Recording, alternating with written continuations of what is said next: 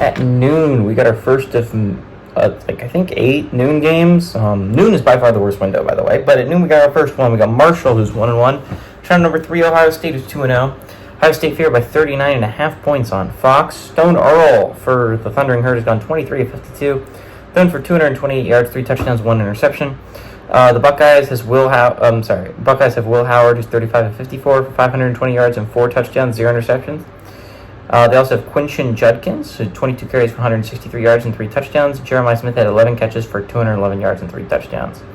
The Thundering Herd have A.J. Turner on the ground, 14 carries for 222 yards and a touchdown, and Christian Fitzpatrick, who has 8 catches for 170 yards and 2 touchdowns. These two teams have played once before, and it was actually close. Ohio State came away with the win, but it was a close 24-21, hard-fought win in 2004 at the Horseshoe.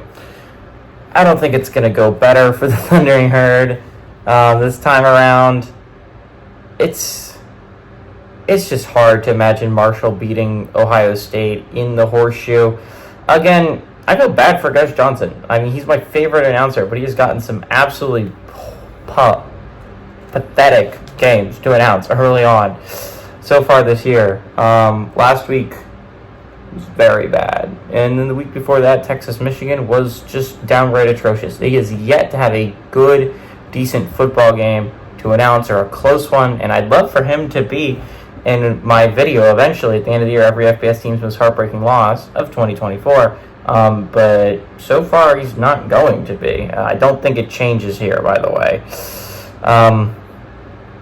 Marshall got their butts kicked by Virginia Tech. Virginia Tech isn't even on the same level as Ohio State. There's probably only 2 other teams in the country that are, in all honesty, and that's Texas and Georgia.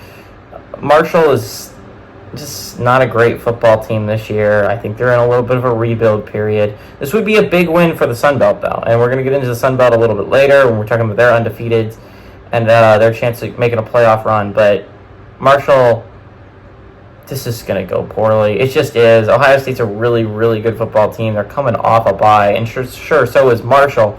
But I think Ohio State off a bye is way more dangerous than Marshall off a bye. Ohio State's going to be ready to play. They're going to have a game plan ready. It's just not going to be super hard for them. Give me the Buckeyes to win and cover at home.